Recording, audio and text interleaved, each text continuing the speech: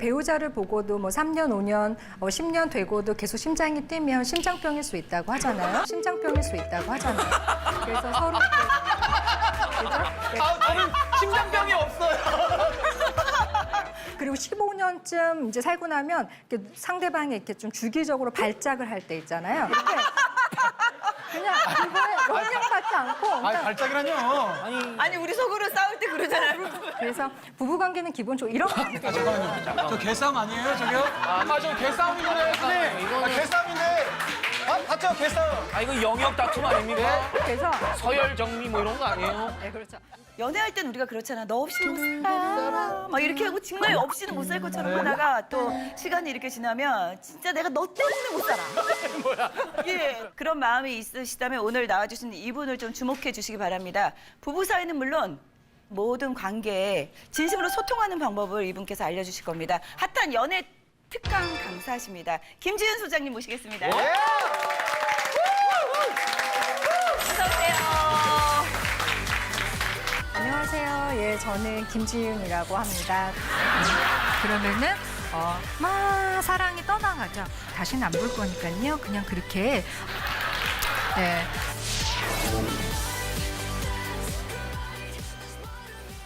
그러니까 우리가 연애 시작하기 전에는 막 그 썸 탈 때 있잖아요. 썸 탈 때 기분 알죠? 괜히 콧노래 나오고 그런 콩닥콩닥한 마음이 이제 결혼하고 나면은 또 다툼이 되고 싸움이 되고. 근데 부부들끼리 또 안 싸울 수는 없습니다. 살다 보면 감정 표현을 또 해야 되니까. 근데 이왕 싸워야 한다면 싸움의 기술을 제대로 알고 싸워야 한다. 그런 싸워야 것들을 되죠. 이제 말씀을 해주실 텐데 김지윤 소장님의 네. 명강의 기대해 보겠습니다. 네. 자, 저도 이제 결혼한 지 이제 14년 차 이제 됐는데요. 초등학교 동창이랑 결혼해가지고 너무 긴 세월 동안 한 남자를 억누르고 얘기하는데 억누르고. 네. 우리가 이제 결혼하기 전에 우리나라는 결혼에 대해서 굉장히 많은 그 푸시하죠. 결혼해야지.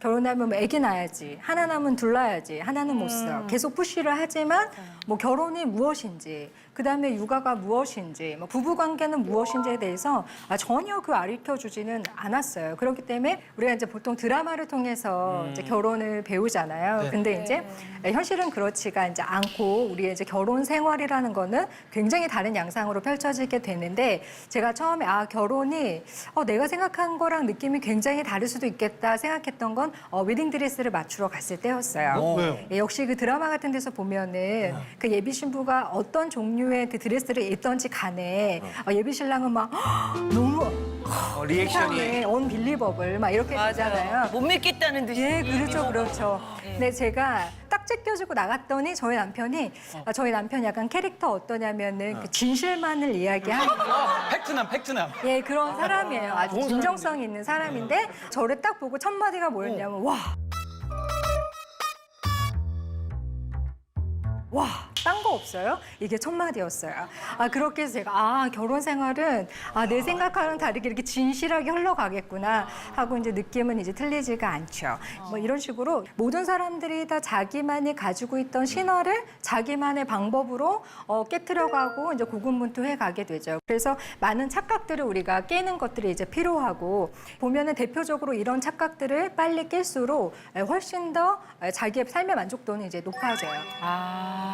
첫 번째 하는 가장 많은 착각은 뭐냐면 결혼하면은 사랑은 저절로 유지된다라는 착각이에요.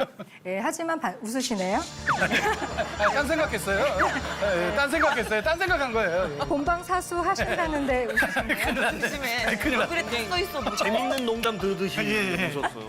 네, 사랑은 저절로 유지된다는 착각이에요. 예, 근데 반대죠. 사랑은 저절로 해체되는 속성을 가지고 있어요. 그래서 이제 배우자를 보고도 뭐 3년, 5년, 10년 되고도 계속 심장이 뛰면 심장병일 수 있다고 하잖아요. 심장병일 수 있다고 하잖아요. 그래서 서로 그죠? 저는 심장병이 없어요. 처음에는 로맨스로 시작해요. 그 부부관계가. 근데 보통은 이제 3년 정도가 지나면 다 희석되는 게 정상이고요. 그 다음에는 이제 부부끼리도 애착 관계 같은 게 이제 형성이 돼야 돼요. 더 큰 신뢰감, 더 범주가 넓은 관계로 변화해야 되고 성장해야 돼요.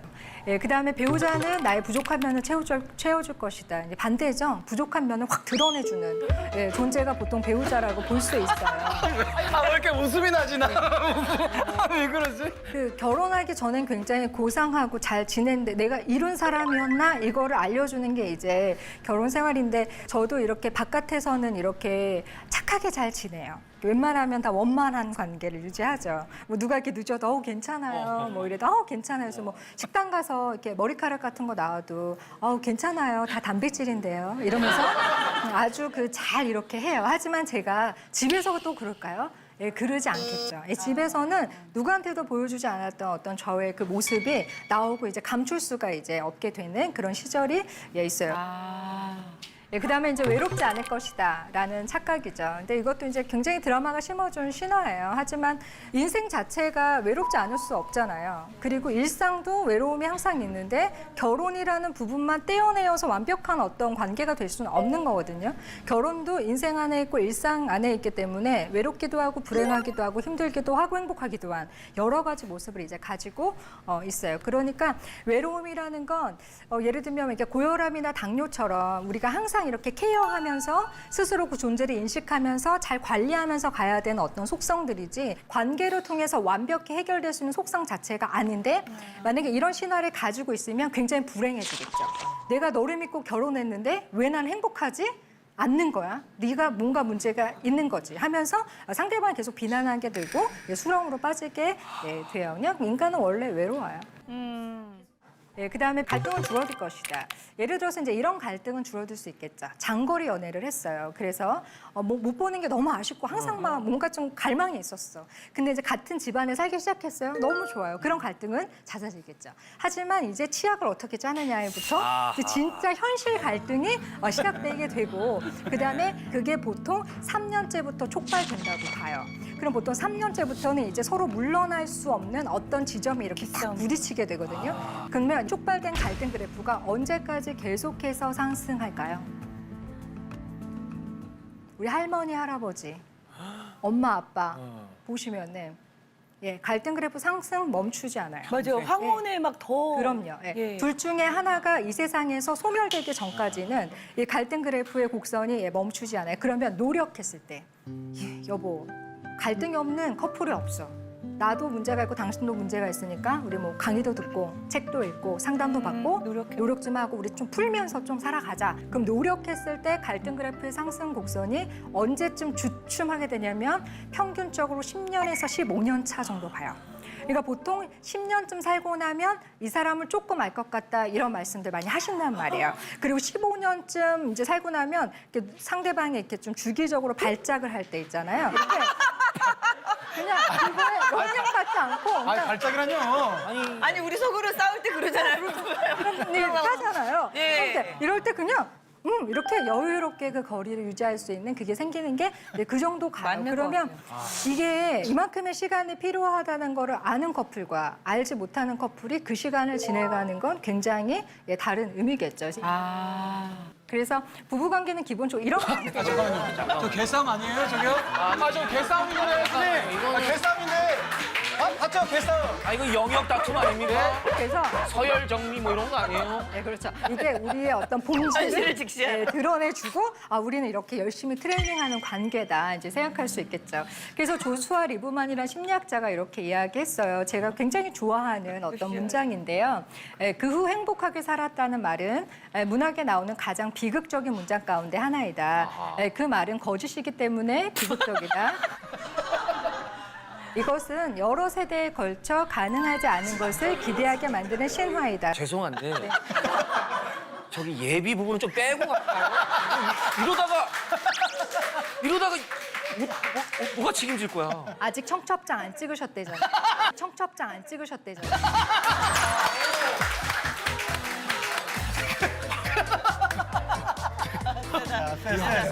세다. 선생님 와일드하다. 제가 이 말 굉장히 좋아해요. 왜냐하면 제가 이 말에 당했기 때문인 것 같아요. 아무도 얘기해주지 않았고 뚜껑을 열었는데 얘기는 정말 다르게 펼쳐졌거든요. 그래서 저희 집에는 그 왕자와 공주가 나오는 동화책은 정말 단 한 권도 없어요. 제가 약간 강박적으로 굉장히 그걸 좀 싫어했던 것 같고 아이한테 알려주고 싶어 하지 않았던 것 같은데 소설인데도 싫어요? 네, 소설인데 속았어 뭐 이렇게. 네, 저희 애가 한 5살 때쯤에 이제 그 감기가 걸려가지고 소아과에 한번 갔는데 동화책이 막 이렇게 있어요. 그래서 제가 읽고 싶은 거 아무거나 하나 뽑아와 이랬더니 정말로 하지 말라는 건 더 한다고 그 집에 없는 딱 그 동화책, 신데렐라 동화책. 그거 진짜 기가 막히게 뽑아왔어요. 무슨 운명처럼. 마지막 페이지 열어보니까 여전히 그 후로도 오랫동안 행복하게 살았습니다가 이렇게 큰 글씨로 딱 박혀 있어요. 그래서 제가 그 동화책을 다 읽어줬는데 이 마지막 페이지를 그 양심상 그냥 덮고 끝낼 수가 없었어요. 그래서 제가 저희 애한테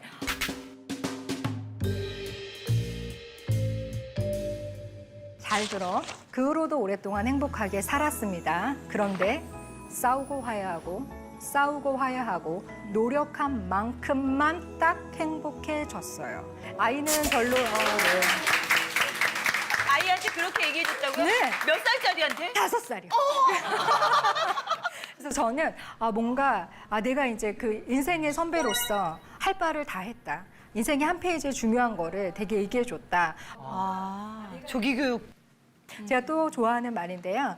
찰리 채플린이 이렇게 이야기했죠. 인생은 멀리서 보면 희극이고 가까이서 보면 비극이다. 우리가 경험하지 않았던 결혼은 멀리서 봤을 때 훨씬 더 희극적이었을 거예요. 하지만 우리가 경험한 결혼은 비극적인 요소가 꽤 많이 있었을 거고 그다음에 요즘에는 코로나 때문에 사회적인 거리두기가 시작되면서 집 안으로 공간적으로 물리적으로 가족들이 많이 모이게 되었어요. 그래서 맞아요. 가족끼리 굉장히 부대끼기 시작했고 그러면서 이제 막 우스갯소리로 가족끼리 우리야말로 사회적 거리두기가 필요하다. 그러면서 가족끼리 동성 겹치지 않게 다니자 막 이러면서 서로 이제 굉장히 그 심리적인 불편함을 호소했고 실제로 코로나 사태가 이제 시작된 이후로 굉장히 부부 상담률이 굉장히 증가했어요. 네, 굉장히 이제 힘든 사건들이 더 이제 많이 얘기. 왜냐하면 너무 답답한 거예요. 근데 뭐 나갈 수도 없고 어딜 돌아다닐 수도 없고 친구를 만나기도 쉽지가 않으니까 이게 굉장히 가슴이 막 응어리가 이제 생기게 된 거죠. 그래서 우리가 같이 살지 않을 게 아니라면 이거를 풀어가는 방법들을 배워가야 되는 시점이 되었는데 문제는 뭐냐면 우리 민족이 가지고 있는 정서적인 문화 중에 특성 중에 하나가 무엇이냐면 부정적인 감정이나 서운한 것이나 갈등이나 슬픔을 시기적절하게 표현하는 것을 배운 민족은 아니라는 거예요. 그래서 우리나라 사람들이 가지고 있는 아주 고질적인 질병이 화병이에요. 화병은 되게 독특한 질병이에요. 파리에 살거나 뉴욕에 사는 사람들은 걸리지 않는 질병이에요. 네, 화병은 대한민국에 살아야 걸리는 질병이에요. 네, 그래서 화병은요. 고유의 병입니까 우리 그렇습니다. 민족에? 외국인이 우리나라 와서 살다가 화병에 걸렸다는 얘기가 있어요. 그래서 이제 미국 정신의학회에서 쓰는 정신장애 진단 및 통계 편람표 그 버전 4에 보면요. 화병은 한국식 표현으로 영어도 한국식 불고기 김치기처럼 네, 그렇게 표현되어 있고요. 그다음에 이렇게 돼 있어요. 한국의 민속 증후군이에요. 그래서 영어로는 분노 증후군. 그래서 분노의 억압에서 나오는 거죠. 그래서 부정적인 감정을 아주 우리는 오랜 역사적으로 표현하지 못했어요. 근데 기본적으로 우리나라가 가지고 있는 정서는 여자 같은 경우에는 절대로 울면 안 돼요. 왜냐하면 암탉이 울면 집안이 망하거든요. 네, 그래서 여자에게 허용된 건 뭐냐면 5, 6월에 서리가 내릴 만큼 하늘 가슴에 품는 품어야 것까지는 되는 허용이 됐어요. 네, 그래서 여자에게는 한과 은장도를 주었죠. 남성은 약간 역사적으로 조금 더 숨통이 트이기는 했지만 그래도 크게 다르진 않아요. 크게 다른 점은 울어도 된다는 거. 하지만 3번만 울어야 돼요. 네, 그리고 제약이 태어날 많네요, 그렇죠. 진짜. 근데 태어날 때 한 번 까고 시작하잖아요. 그럼 이제 2번밖에 남지를 않아요. 그렇기 때문에 인생을 살면서 어느 지점에서 울어야 하는가 차라리 울지 않겠다. 이게 훨씬 더 나은 거죠. 보통 가정 안에서 배워야지 그거를 하는 건데 우리의 부모님들도 그걸 그렇게 잘 해내신 분들이 많지는 않아요. 그래서 여전히 굉장히 어렵죠. 네네. 그래서 서운한 거 얘기 잘 하시는 편이에요. 화나시면 화났어요. 너무 서운해요. 네. 아유, 안 돼요. 잘 안 되죠. 감정적이게 그렇죠. 쉽지가 않죠. 태호 씨는 어때요? 저는 아내랑 싸우면 제가 피해요. 피한다고요? 뭘 던져요? 예? 던지는 거 아니야? 아니야. 아내가 보고 있어. 아니야. 아니고 예. 그 싸움 자체를 싫어해가지고 누가요? 제가 아하. 그 상황이 싫어가지고 분위기를. 애초에 좀 피하는 편인 것 같아요. 기어서 어떻게 보면 사람이. 회피네. 그쵸, 그쵸, 그쵸. 그쵸. 딱 예. 이렇게 부딪혔을 그쵸, 때 맞아요, 풀지 맞아요, 않고. 맞아요. 아. 그래서 우리 여기 계신 분들이 사용하는 직접 잘 말하지 못하고 다른 방법들을 사용하시잖아요. 삐져 계시거나 아니면 피하거나 이런 것처럼 그러니까 답답하죠. 관계 안에서 말은 해야 되는데 말을 할 줄은 모르니까 다른 식의 대체 언어로 표현하기 시작했죠. 그래서 말을 못했던 우리들이 배운 다른 언어들이 있어요. 대표적인 게 침묵이에요. 말 안 하는 거예요. 우리나라 아버지들이 가장 많이 사용하는 방법이에요. 네, 침묵이에요. 말 안 해요. 나 아버지야? 나도 말하는데. 말 안 하는 건 할 말 없어 이거 아니고 할 말 굉장히 많은데 어디서부터 어디까지 말해야 될지 모르겠어가 침묵이죠. 근데 침묵이 무너질 때가 언제냐면 알코올이 들어갔을 때예요. 예, 그렇기 때문에 아버지들이 한 얘기 또 하고 한 얘기 또 하고 한 얘기 술의 힘을 빌어서. 예, 그렇죠. 근데 그게 이제 자기 안에 담아둔 이야기들이죠. 근데 이중 메시지 많이 써요. 그러니까 직접적으로 서운한 거 잘 얘기하지 못하고 굉장히 돌려 돌려서, 말하거나 왜- 알아주길 바라거나 이런 식으로 이제 돌아가는 길을 삐진 것도 선택해요. 여기에 들어가는 예, 거예요? 그렇죠, 그렇죠. 예를 들면 이제 그게 나야. 그 결혼 생활 안에서는 신혼 때 이런 일들이 좀 벌어지는 것 같아요. 예를 들어서 이제 시어머니가 이제 갑자기 와서 이제 뭐 이렇게 뭐 반찬을 가져가라 뭐 이럴 때가 있어요. 그리고 보통 어머니들은 긴급한 일상에 되게 긴급한 어떤 미션들을 이제 어머니들이 이제 주시죠. 그러면 이제 어떻게 해갖고 뭐 남편이랑 뭐 시간을 맞춰갖고 이제 막 간단 말이에요. 그러면 어머님이 또 그냥 갈 수는 없으니까 온 김에 간단히 요기만 하고 가라면서 간단히 막 13개 반찬, 막 간단히 막 15개 반찬을 막 육해공을 이렇게 하시잖아요. 그러면 남편이 막 이제 그 밥을 먹죠. 먹으면서 뭐라 그래요? 먹기만 해야 고픈 되는데. 시간이니까 얼마나 맛있겠어요. 그러니까 뭐라 그래요? 이야, 이게 집밥이지. 이러면서 이제 밥을 먹어요. 하지 말아야 할 소리를 했구나. 그러면 아내들은 그 옆에서 순간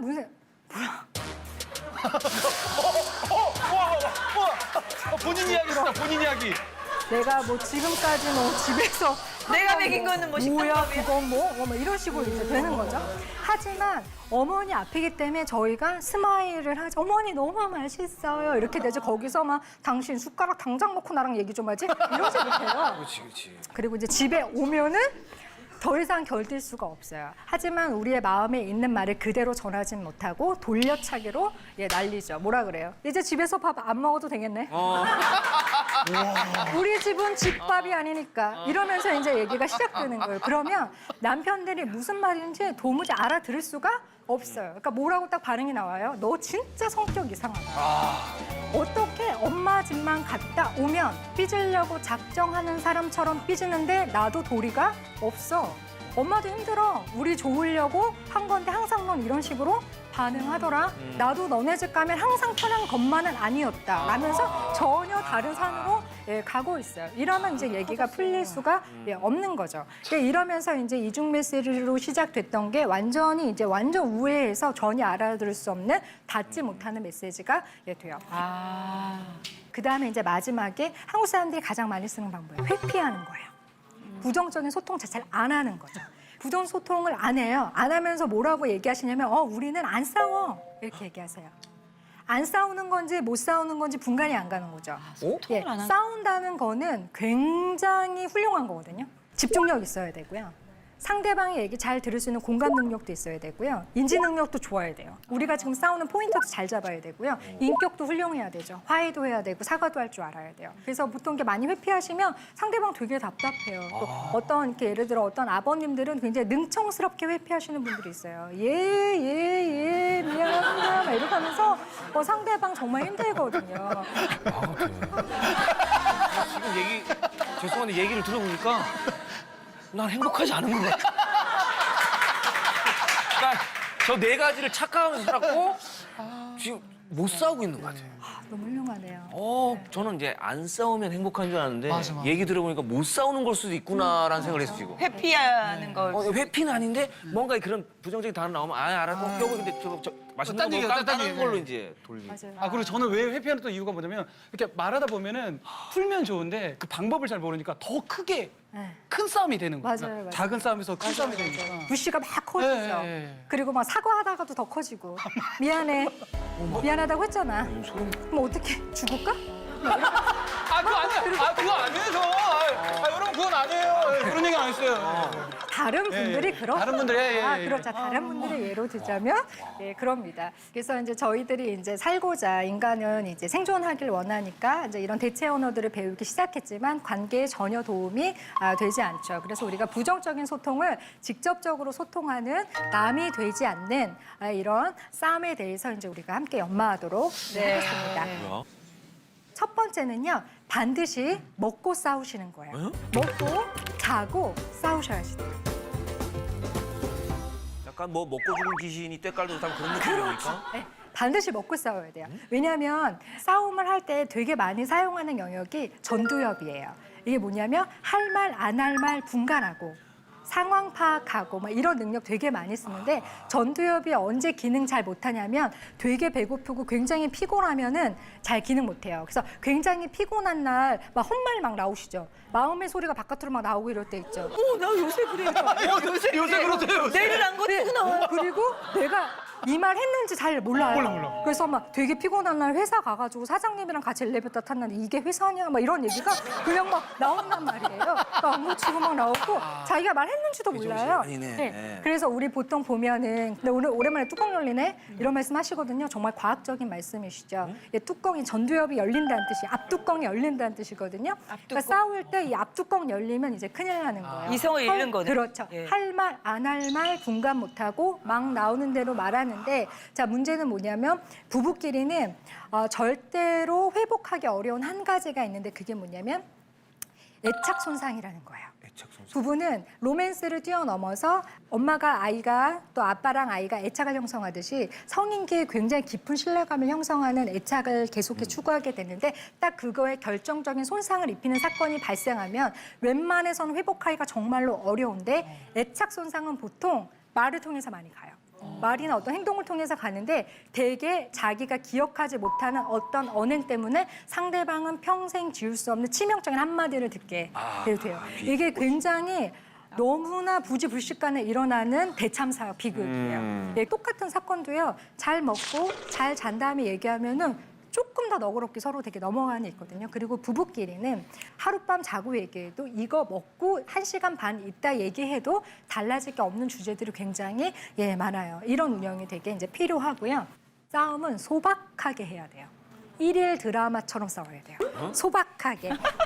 하루에 내일 또 다시 이렇게 약간 좀 미진한데 내 성질껏 못했는데 이게 잘하는 싸움이에요. 속이 후련하다거나 아우 살 것 같다. 그런 막장 드라마 이제, 안 되는 네, 상대방은 대참사였다고 생각해 주시면 돼요. 자식 그래서 얘기는 내일 싸우자 뭐 이런 식으로. 예, 그렇죠. 넘겨야 돼. 못다한 이야기는 다음 기회에 이런 식으로 이렇게 넘어가는 게 뭔가 필요해요. 준비한 거를 다 하지 못할 예, 때. 그렇죠. 거기서 그렇죠. 멈춰야 예, 되는 그 미진한 기분이 들면은 잘 하는 거예요. 또 하나 우리가 연마해야 될 기술은 그날의 싸움은 반드시 그날의 주제를 꼭 잡고 가셔야 돼요. 한 주제로 가면 싸움이 절대 커지지 않아요. 계속해서 주제를 벗어나기 때문에 커지게 되죠. 맞아. 예를 들어서 오늘의 주제가 당신은 왜 친구들만 만나면 전화를 안 받아? 자, A를 얘기했어요. 좋은 커플은 A로 봤죠. 진짜 미안해. 내가 안 그러려고 하는데도 이게 내가 뭔가 얘기를 빠져들면은 이게 일소리를 못 들고 나 왜 이렇게 이런 습관이 생겼지? 나 이거 어떻게 고쳐야 돼? A로 받았어요. 상대방이 더 크게 번지지? 안 와요. 자, 근데 대부분의 커플은 A로 던지면 B로 받아요. 당신은 왜 친구들을 만나면 전화를 안 받아? 근데 당신 말투가 좀 그렇다? 이러면서 B로 받죠. 주제를 벗어나면서 받아요. 그러면 이때 약간 열이 받지만 다시 주제를 다시 복귀시켜야지 돼요. 내가 말투가 이런 건 조금 미안한데 솔직히 이런 상황에서 내가 말투까지 좋으면 천사겠지? 야, 자, 당신은 왜 잘 싸운다. 잘 싸운다. 정신을 똑바로 차리고 그렇죠. 싸우시네요. 진짜 제대로. 친구들하고 만나면 왜 전화 안 받느냐고 그 얘기를 하고 말투 얘기는 조금 이따 다시 하기로 합시다. 다시 끌어와야 돼요. 근데 대부분의 부부들은 A에서 B로 받으면 Z로 받아요. 당신은 왜 친구들을 만나면 이렇게 전화를 안 받아? 야, 당신 말투가 왜 그러냐? 네 말투도 만만치 않아. 네 말투도 만만치 않아. 이러면서 이제 각자의 방으로 각자의 방으로 박수 나왔어. 박수 나왔어. 박수 나왔다, 박수 나왔다. 아, 드디어 나왔어. 아, X인데. X네. 네. 대부분이 저럴 것 같아요. 그렇죠. 예, 대부분이 이래요. 접촉사고 같은 거 난 거 관찰해 보세요. 토픽이 유지되는 싸움이 별로 없어요. 보통 이제 일단 차에서 막 내리시면은 일단 싸움이 붙어요. 그럼 뭐라 그냥 합리적으로 얘기하면 되거든요. 근데 보통은 감정 싸움으로 가잖아요. 아니 왜 깜빡이를 키면서 들어와요? 아니 참, 제가 언제 키면서 들어갔어요? 키니까 막 밟으시던데? 싸움 되게 잘하는 그러면은 아니, 좀 있으면 바닥에 침 뱉겠어. 아니, 잘하시네, 싸움을. 보통 이렇게 이제 충돌이 막 이렇게 일어나죠. 그럼 막 싸움이 붙어요. 그러면 꼭 이런 식으로 얘기해요. 너 몇 살이야? 이러면서 얘기가 바깥으로 탁 튀죠. 안 들어가. 그러면 한 사람이 다시 가져와야 돼요. 몇 살인 게 여기서 뭐가 중요해요. 블랙박스 지우지 마시고 그냥 차분하게 기다리시면 해결될 거예요. 해야 되는데 우리 이렇게 안 봤죠? 뭐라 그래요? 몇 살? 왜요? 당신 뱃살보다 적을까 봐. 그러니까 이러면서 막 싸움이 막 가는 거예요. 네, 이런 식으로 야, 근데 논조가 궁금한데 선생님은 이 방법대로 싸우시는지가 궁금해요. 우리한테 알려주려면은. 저요. 그러니까 제가 이거를 이런 강의 안에 나오는 거는 보통 저희 남편하고 관계 속에서 보통 이제 이렇게 하면 안 되는구나 막 이렇게 하면 되는 건데 저는 요거는 어떻게 배웠냐면은 제가 이렇게 열이 막 받으면 제가 막 나오는 대로 말을 하는 거예요. 그랬더니 저희 남편이 어느 날 되게 차분하게 이렇게 적더라고요. 아하. 네, 그러면서 적으면서 이 중에서 무슨 얘기를 하고 싶은 것이냐. 네, 네. 그리고 한 번은 또 제가 막 계속 얘기를 하니까 저기 굉장히 흥분한 것 같은데 그 본인이 하는 말을 이렇게 좀 녹음해서 들어보면은 상대가 굉장히 알아듣기 힘들게 말하는 것을 느낄 수 있을 것 같아요. 사람이 있었어. 남편분이 고수시네요. 여기에 남편이 오셔야 될 것 같아요. 네, 그래서 보통 제가 그 저희 남편에게 트레이닝을 받은 결과 라고 볼 수도 있을 것 같아요. 그래서 이런 토픽을 유지하는 거 되게 이제 중요한 부분이고요. 그다음에 이제 초도 효과를 싸움에서 이제 사용하시는 거예요. 자, 초도 효과라는 건 뭐냐면 예를 들면 첫인상 딱 보고 바뀌려면 몇 번 만나야 되냐면 추후 60번 만나야 첫인상 바뀌어요. 첫인상 진짜 예, 그만큼 딱 각인 효과라는 건 굉장히 큰데 그러니까 내용 자체보다 첫 단어 어떻게 썼느냐가 뉘앙스를 굉장히 많이 결정해요. 우리가 또 감정이 좋지 않으면 첫말이 예쁘게 나오긴 쉽지 않아요. 근데 이제 이런 것들을 조금씩만 변화시켜도 감정이 굉장히 크게 번지는 걸 많이 막을 수 있어요. 그래서 제가 저희 사무실에서 이제 제가 일을 했을 때 제 옆자리 분이 이제 신혼이었거든요. 굉장히 독특한 지점이 있었는데 그게 뭐냐면 항상 싸우는데 항상 부인을 이쁘나라고 불렀어요. 그러니까 예를 들면 이런 식이에요. 막 싸우면서 들어오시거든요. 이쁘나 그만하자. 이쁘나 그만하자고. 이쁘나 나 이제 끊을게. 예, 이런 식으로. 근데 제가 그때 느낌이 굉장히 옆에 앉아서 되게 독특했어요. 이 묘한 느낌은 뭐지? 이 묘한 안정감. 근데 이 묘한 느낌. 네. 근데 이게 초도 효과예요. 아무리 내용이 잘 좀 살벌하게 전달이 돼도 앞 단어를 애정어리게 담아주면은 상대방이 굉장히 안정감 가지게 돼요. 뭐 예를 들면 이렇게 하는 거죠. 사랑하는 혜정이 아빠 나가요. 사랑하는 혜정이 아빠 나가요. 이렇게 얘기해. 아니야, 더 화가 나. 더 화가 나는 것 같은데. 아니, 화가 나는 게 아니라 무서운데, 그러면. 왜 그래? 앞단어를. 네, 애정어리게 이렇게 써주면 그렇게 나가도 그렇게 이제 서럽진 않죠. 왜냐면 사랑받고 있잖아요. 그래서 앞단어를 좀 애정어리게 써주시면 좋아요. 이렇게 좀 서로 간에 애칭 있으세요? 애칭? 자기야. 화나면 호칭이 반드시 바뀌게 돼 있어요. 우리 여기 이제 지칭만 하겠지. 예비 좀 싸움 좀 하세요? 싸움하시면서 혹시 지금 뭐라고 부르세요? 지금 이제. 보통 이름을 불러요. 한번 불러주세요. 이름 부르는 거 좋아요. 싸울 때는. 싸울 때는 이제 너가 되죠. 우리 예비 신부는 평소에는 뭐 자기? 친구? 그냥 오빠라고. 아, 동생이에요? 네. 그리고 싸울 때는? 야. 여기서 여기로. 1초도 싸울 때는 수평으로 가야지. 그리고 뒤에 우리 결혼 앞두신 분도 계신 것 같아요. 그래요, 네, 그래요? 늦게 이제 그 결혼- 직장 생활하시면서 오셨어요. 예, 지금. 네. 결혼 날짜가 언제예요? 날짜 나왔나요? 네, 11월 7일입니다. 일단 축하드립니다. 감사합니다. 네네. 서로 지금 너무 사이가 좋을 때는 어떤 애칭을 사용하시나요? 평소에 그냥 애기야, 애기야. 그렇게 큰 애기가 어디 있어? 그렇게 큰 애기가 어디 있어? 우량하다 우량아. 5살 차이 나서. 5살. 이제 애기 같아요. 막 이렇게 네. 옆에 있으면. 애기. 근데 지금도 애기야라고 그냥 부르세요. 평소에 계속 그냥. 애기야. 그러면 우리 애기는 뭐라 그래요? 애기는 오빠한테 뭐라고 불러요? 그냥 오빠. 오빠. 그럼 애기는 오빠한테 싸우면 뭐라 그래요? 저도 똑같이 야, 어떻게- 너. 야. 근데 애기 제가 진짜. 싸우더라도 네. 참 이제 너무 나이 차이가 많이 나다 보니까 그냥 싸우면 그랬어. 그래 내가 잘못했다. 그냥 그렇게. 진짜 오빠 같네. 네. 본인이 좀 이해하는 편이세요? 네네. 애기가 화날 땐? 근데 말을 잘 안 해요. 싸우면 말을 잘 안 해서 누가요? 애기가. 애기가. 저희 집 애기도 그래요. 애가 원래 둘인데. 잘 안 하잖아요. 예, 예. 알아서 알아줘야 되잖아요. 그렇습니다. 영재 씨 또 다르게 부르잖아요. 저도 이름을 불러요. 이름을? 와이프가 이름 불러주는 거 좋아하거든요. 이제 이름이 가현인데 네. 그냥 가현아 이렇게 안 부르고 약간 조금 애교 있게 예. 깐예, 네? 깐예 이렇게 불러요. 갔니? 간니. 갔니? 네, 빨리 가연이 간니. 그럼 이제 저는 영진이니까 와이프가 영니? 영니 이렇게 불러요. 싸울 땐? 싸울 때. 싸울 때 방송에서 될는지 모르겠네. 싸울 때 방송에서 될는지 모르겠네. 아, 예. 예, 방송에서는 맛이 갔니? 예, 예, 그 얘기 잘 해주셨는데, 네. 그러니까 호칭 변화가 있죠, 확실히. 예, 감정이 좋을 때와 감정이 좋지 않을 때, 그리고 감정이 좋지 않을 때 호칭을 막 쓰게 되면 예, 내용 자체가 더 굉장히 그렇게 전달되는 거예요. 실제로 호칭을 바꾸고 나서 싸움이 이렇게 막 불처럼 번지는 게 굉장히 잦아들었다라는 피드백들이 굉장히 많으시거든요. 그러면 호칭도 호칭인데 만약에 서로 존댓말을 쓰는 것도 도움이 많이 되나요? 그거는 뭐 그 기질에 따라서 다 다를 수 있으니까. 근데 거의 무너지더라고요. 예, 존댓말 싸울 예. 때는. 싸울 때는. 근데 이제 결국에 그 뉘앙스가 굉장히 맞아요. 저녁은 존댓말이라도- 드시고 오셨어요? 이렇게 하는 거니까. 그 뒤에 존댓말이지만 존댓말이 의미가 없네요. 그러셨어요?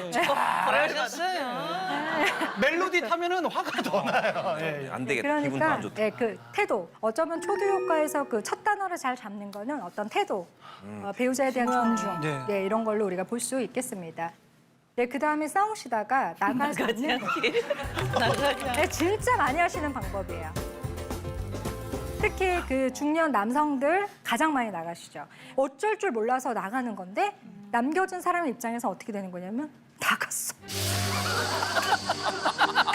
이렇게 나 무슨 평생 이런 식이야 이렇게 되면서 얘기가 격갈리게 되거든요. 그래서 이제 나가시지 않는 게 중요한데 맞아. 일단 나갈 수는 있어요. 왜냐하면 싸움이 막 붙잖아요. 그러면 엄청 그 뇌에서 분노가 막 이글이글 타오르는 시간이 약 12분 정도 돼요. 만약에 이러다가 진짜 치겠다. 이러다가 진짜 해선 안 될 말 할 것 같다. 이러면 약간 소강해야 돼요. 우리 그 복싱이나 이런 거 붙을 때도 너무 붙으면 심판이 들어가서 뛰잖아요. 그러니까 뛰어야 되는데 뛸 때 말없이 나가버리는 걸로 뛰면은 상대방이 되게 오해하죠. 그래서 제가 예전에 그 이렇게 자주 좀 나오시는 그 중년 남성분들 강의를 간 적이 있는데, 그러니까 오랫동안 나오신 분이 이제 갓 나오기 시작한 신혼이신 남성분에게 쉬는 시간에 이런 조언을 해주고 계셨어요. 뭐라 그랬냐면, 아니 그러니까 에이씨 이놈의 집구석 내가 나가버려야지 이러고 나가면 안 돼. 들어올 때 너무 모양이 빠져. 그러니까 나갈 때 있잖아 큰 소리로 말해. 에이씨 나갔다 올게 이러고서는 조금 빠지긴 하는. 그래야 네가 들어올 때 모양이 안 빠지고 그리고 예고를 네가- 했으니까. 네, 그리고 너 그냥 나갔지? 근데 너 주머니에 5,000원도 없고 차키도 없지? 동네 개나 너나 똑같은 거야. 이러면서 근데 그 두 분이 와 형님 정말 지혜가 삶의 지혜가 막 넘치시다. 제가 그 대화를 이렇게 보면서 너무 맞아요. 더맨더머처럼 웃기기도 했지만 하지만 너무나 맞는 이야기죠. 나와 본 자만이 할 수 있는. 선생님 근데 싸울 때는 그렇게 말하면 내가 진 것 같지 않아요? 이미 꼬리가 이걸 내려가. 약간 이렇게 해서 확 나가요. 뭔가 내가 기선을 딱 잡은 것 같은데. 아, 정신을 다시 모아서 들어오면 되죠. 다시 나 나갔다 올게 이러면 내가 약간 알비백 이러고. 후반전이 있죠. 후반전. 기다려. 2라운드 준비해야 되나? 그래서 저희도 결혼 5년 차 때까지는 좀 나갔던 것 같아요. 그러니까 저희 남편도 나갔어요. 저도 나갔어요. 저도 한 번 기억나는 날이 있는데 저희 애 5살 때였는데 저도 이렇게 나갔거든요. 나갔는데 또 싸움은 밤에 하잖아요. 무서워서 갈 데가 없는 거야. 지하 주차장에 가가지고 차에 앉아있는데 왜 이렇게 서러운 거예요. 그래서 뭐 시동 켜놓고 있기도 좀 그러고 차에 또 한 이렇게 15분인가 앉아있다가 들어왔는데 제가 나간 걸 모르더라고요. 제가 들어가니까 어머 어디 갔다 뭐 이러는 거예요. 그때 제가 참 이게 정말 영양가 없는 짓이다. 이때 생각을 하고 그때 저희가 약간 협의했어요. 화나도 나갈 때 좀 일방적으로 나가지 말고 그다음에 나가면 좀 출처를 밝히자. 어디 있는지. 그다음에 아무리 열받아도 상대방이 전화하면 받자. 이 몇 가지를 정했는데 그 뒤로 잘 지켜지고 있어요. 근데 저도 남편하고 어렸을 때부터 만나가지고 20살 때부터 만났으니까 완전 친구일 때 만났잖아요. 근데 처음에는 화나면 이렇게 이렇게 피하고 뭐 이랬는데 이제는 노하우가 생겨가지고 싸워서 절대 방 안에만 있으면 안 돼. 먼저 거실을 차지하는 사람이 우위에서 왜냐면 거실 나가야지. 근데 우리가 안 나갈 수는 없거든. 근데 거기서 뭐 토스트라도 먹고 내가 여기 딱 차지해야 돼. 근데 여기 뺏기면 안에서 못 나와. 어색해가지고. 그치? 먹고 싶어도 못 가, 먹는데 먹고 그거 좀 맞아, 한정 맞아, 달랠 맞아. 수도 없고. 그러니까 나는 집을 나가고 이런 건 어리석은 짓 같아요. 맞아요. 안방도 내가 그렇죠. 차지해야 되고 그래야 이기는 거든. 리모컨 딱 잡고 있어야 되고. 나만 손해더라고. 예, 맞아, 그렇죠. 맞아. 예, 나가면 손해예요. 그래서 서로 간에 이런 걸 잘 협의하셔가지고 나갈 때 좀 나갔다 올게 이렇게 좀 해주시면 좋고요. 또 이제 마지막 1도를 건드리지 않는 거예요. 자, 부부끼리는 이게 있어요. 이 말 하면 상대방이 진짜로 열받는다. 이건 정말 끝을 가자는 거다. 우리 촉으로 알죠. 이거 알아요. 네. 그거 알아요. 아는데 이거로 또 말할 때 카타르시스가 항상 있어요. 희한하네. 왜 그러지? 예. 뭐 수습은 수습이지만 뭐 이걸 말할 때 너무 카타르시스가 있는 거로 어떻게 하겠어요? 근데 이게 진짜 딱 그 순간의 카타르시스 뿐이에요. 은이다. 이게 굉장히 상처를 많이 줘요. 맞아. 예를 들어 너네 집안, 그치 예민한 게 있지. 너네 집안. 아 이래서 네 남친이 떠났었구나. 막 이런 말들. 이거 진짜 해석만 그치 그치 그치. 네. 네. 그 말이 무슨 말인지 내가 이제 알겠네. 뭐 이런 말. 그러니까 절대로 하면 이겼다, 안 되는 이겼다. 말이 싸움 있는데 이게 이제 마지막 1도를 건드리는 거예요. 근데 그렇게 공격하면 나도 당하잖아요. 네, 그렇죠. 상대가 아주 상처받으면 맞아요, 맞아요. 그쵸, 그쵸. 똑같이 똑같은 공격하고 걸 있- 하니까. 싸움이야 그냥. 그러니까 남는 게 없어요. 이제 마지막 또 중요한 거는 자녀하고의 거리를 유지하시는 거예요. 자, 그럼 일단 질문을 제가 먼저 하나 드릴게요. 자, 싸우는 장면을 자녀에게 보여줘도 될까요? 안 될까요? 안 되겠죠. 저는 아이가 없지만 안 될 것 같아요. 안 될 것 같고. 네. 안 될 것 같고. 일단 불안할 것 같아. 그 싸우는 장면을 보여주던 보여주고 싶지 않던 노출될 수밖에 없는 게 현실인 거죠. 네. 왜냐하면 싸움이라는 게 작정하고 일어나지 않거든요. 예를 들어서 요즘 너무 평화로웠어. 다음 주 수요일 좀 한 판 붙어야겠는데? 이래서 이렇게 우리가 수요일 날 작정의 싸움을 거는 게 아니라 사과를 깎아 먹으면서 역시 이런 게 결혼의 행복인가? 결혼하길 잘했어. 이러면서 이제 행복해요. 그래서 7시까지는 행복한 우리 집이에요. 그러다가 이제 홈쇼핑을 탁 틀죠. 그러다 이제 그냥 남편이 한마디 해요. 야, 요즘 쇼호스트들은 배우보다 예쁜 것 같아. 또 쓸데없는 저런 소리 게 하네. 도자기 피부인가? 그러면 또 저희가 가만히 있으면 좋지만 또 한마디가 나가죠. 네. 왜? 생각나는 사람이 있어? 아니 무슨 누군지 알 것 같기도 배우분들 하고. 부부야? 나도 한 달에 1,000만 원씩만 갖다 줘봐. 맞아, 꼭 이런 도자기를 빚어줄 테니까. 인간 도자기는 돈으로 빚는 거야. 막 이러면서 이제 얘기를 하죠. 그럼 또 남편이 가만히 있나요? 야, 얘기가 되게 이상하다. 너 애들 앞에서 내가 되게 노는 사람처럼 얘기한다. 이러면서 갑자기 애들이 사과 2개 집어먹을 때쯤 갑자기 집이 불타고 있어요. 네, 자. 그래서 우리는 보여줄 수밖에 없고 욕하는 싸움, 때리는 싸움은 아니면 처음 초반은 보여줘도 괜찮아요. 그리고 현실적으로 보여줄 수밖에 없죠. 단 노출됐을 땐 조치를 취해 주셔야 되는데 반드시 분리 조치를 해주셔야 돼요. 자, 엄마 아빠가 싸우고 있으니까 공간 분리 해줘야 되죠. 그다음에 중요한 거는 자녀하고 있는 공간에서 싸우고 나서 하셔야 될 가장 중요한 2가지가 있어요. 첫 번째는 왜 싸웠는지 반드시 설명을 해주셔야 돼요. 인간은 촉이라는 게 있잖아요. 분위기, 공기 이런 거 느끼죠. 저희 부부도 이제 파이팅이 넘치는 이제 부부라서 저희 아이 4살 때 한번 싸웠는데 방에서 이제 막 저희가 막 티격태격만 싸웠어요. 그러니까 저희 애가 이제 바깥에 만화를 보고 있었죠. 거기에 들어와 갖고 만화 바꿔줘 이랬어요. 그러니까 저희가 엄마 아빠 얘기하고 있잖아. 일단 보던 거 봐. 근데 딱 들어오고 나서 공기를 보니까 아 싸우고 있어요. 4살 때. 그러니까 갑자기 삐약삐약 병아리 노래를 부르는 거예요. 삐약삐약 뜬금없이? 병아리. 네, 뜬금없이 갑자기. 우리는 막 싸우고 있는데 애기 조그만 애가 서가지고 그걸 부르니까 되게 약간 엉망진창인 느낌이 들기도 하고 이게 뭐지? 막 이런 느낌이 들기도 하고 너무 좀 애처롭기도 하고 웃기기도 하고 막 이게 뭐야? 막 이런 느낌이 들었어요. 그래서 제가 그날 밤에 이렇게 재우면서 애기한테 이제 물어봤어요. 아까 엄마 아빠 싸웠잖아. 근데 아까 그때 왜 삐약삐약 노래 왜 불렀어? 근데 4살이었는데 뭐라고 대답했냐면 아니 뭐 좀 나아질까 해서. 아이들이 다 느껴요. 다 느껴요. 3살, 2살 다 느끼죠. 약간 환기시키는. 그렇죠. 기저귀 찬 애기들도 엄마 아빠 싸움 괜히 가운데 와갖고 하하하 막 이렇게 웃어요. 맞아, 맞아, 네, 맞아. 기저귀 차고 와가지고 근데 자기가 분위기 이완시키려고 그걸 다 느끼는 거예요. 그래서 반드시 설명해 주셔야지 돼요. 큰 소리를 내면서 싸우는 집안의 아이들 중에서 보통 자녀가 셋이라고 치면 셋 중에서 보통 가장 착한 아이가 보통은 몸이 많이 약해요. 왜냐하면 그런 불안을 되게 몸으로 흡수하거든요. 스트레스 받으면 몸 아프죠. 괜히 머리 아프고 막 체하고 이런 증상들이 아이에게 나타나요. 원래는 아플 이유가 전혀 없어요. 심리적인 압박, 긴장감이 굉장히 그 친구에게 힘들어요. 인간관계에서 아주 스트레스가 있게 유발될 때는 언제냐면 우리에게 지금 안 좋은 일이 있어. 갈등이 있어. 긴장이 있어. 누구나 다 느끼는데 아무도 말하지 않을 때 긴장이 가장 고조돼요. 그리고 언제 가장 긴장이 이완되냐면 말했을 때, 표현했을 때, 놀랬지 이렇게 얘기했을 때. 그래서 아이들한테 그냥 얘기해 주시는 거예요.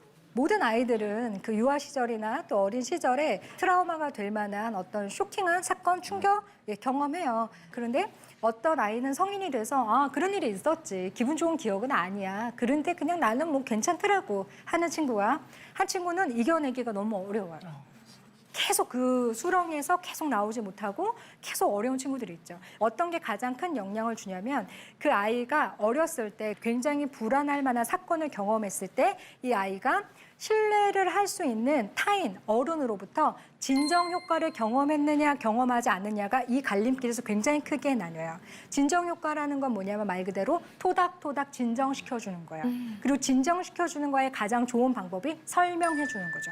우리는 그냥 우리도 미숙해서 싸우는데 너를 싫어하거나 너하고 문제가 있는 거는 아니야.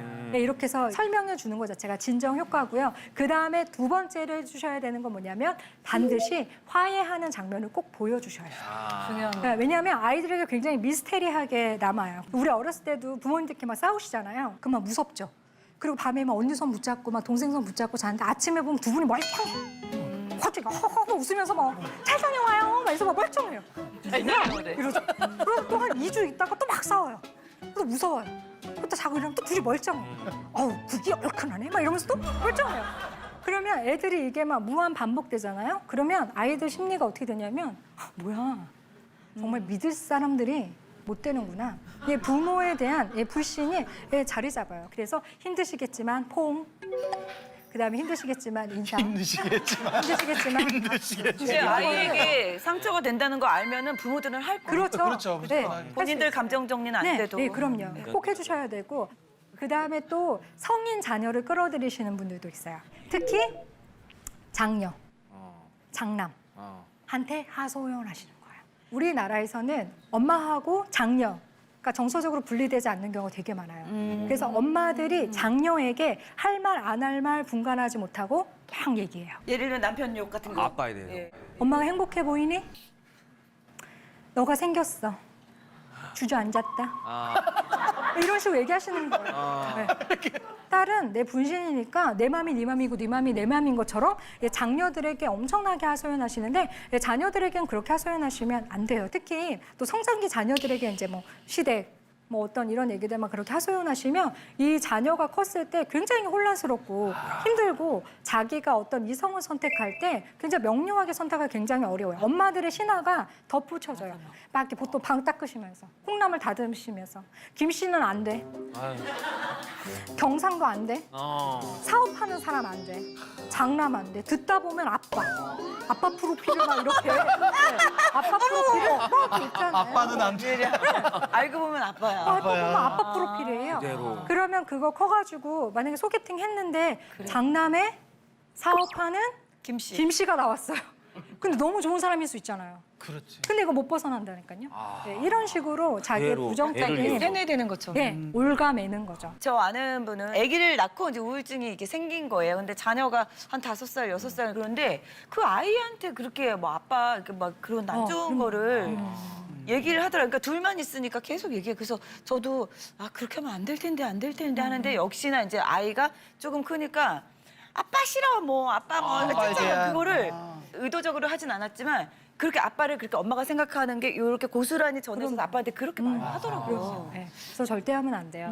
차라리 그 찜질방에서 처음 만난 사람들, 그다음에 상담사들, 그다음에 뭐 문화센터 친구들 이런 커뮤니티에서 차라리 자기 친구들 이렇게 얘기하는 거지 가족한테는 사실은 얘기해야 돼. 그 감정을 쏟아내는 거는 가족이 받아줄 일은 아니에요. 그래서 다른 사회적인 관계를 사용해서 소통을 하는 게 중요. 가족은 편하니까 다 얘기해도 좋은 줄 알았는데. 이렇게 해서 우리가 이 화병공화국에서 남이 되지 않는 쌈에 대한 어떤 기술들을 정리해봤고요. 그러면 3가지 정도가 이제 우리 마음속에 남아요. 첫 번째, 우리 부부가 이걸 과연 할 수 있겠어? 이제 와서. 두 번째, 내가 이걸 할 수 있을까? 그다음에 3번째, 이직까지 하면서 살아야 돼? 이거를 하는 게 도대체 무슨 의미가 있는 거야. 이 3가지 중에 하나에는 우리의 마음에 딸깍 이제 걸리게 되어 있어요. 아, 우리 부부가 이걸 할 수 있을까? 예, 할 수 있어요. 부부는 사회적으로 맺는 관계 중에 굉장히 독특한 심리적인 관계예요. 메아리 효과를 가지는 관계예요.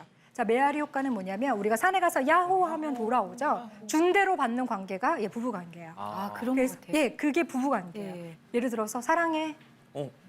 왜 이래? 보험 들었지. 보험 들었지. 너 뭐 어디 아프냐 막 이런 식으로 막 가요. 의심해. 근데 이게 3번 정도 가면 3번째 공은 그래도 받아요. 떨어지지 않아요. 뭐 나도 뭐 그렇게 싫진 않아. 네, 이러면서 이제 이게 메아리 효과예요. 왜요? 이런 디테일 손톱 보면서 얘기하는 디테일은 진짜. 이게 부부는 안 살 생각이 아닌 이상 아니면 그다음에 보통의 어떤 관계 안에 들어가 있는 사람은 긍정적인 공을 던지면 3번째 공 정도는 얼추 받아요. 그리고 상대방도 안 하던 짓을 하죠. 이 행복을 얻기까지 이 과정이 필요한 거예요. 수많이 싸워야 되고 나를 알아가야 되고 너를 알아가야 되고 조율해야 되고 서로가 이런 대상이 돼주기 위해서 얼마나 힘들겠어요. 이게 됐을 때 비로소 행복을 느끼게 되기도 하고 그러는 거죠. 나의 노력으로 이렇게 상대를 위해서 5년 뭐 길 수도 있고 짧을 수도 있지만 이렇게 노력해서 부부가 행복해질 수 있다면 그게 얼마나 가치 있는 그럼요. 일이에요.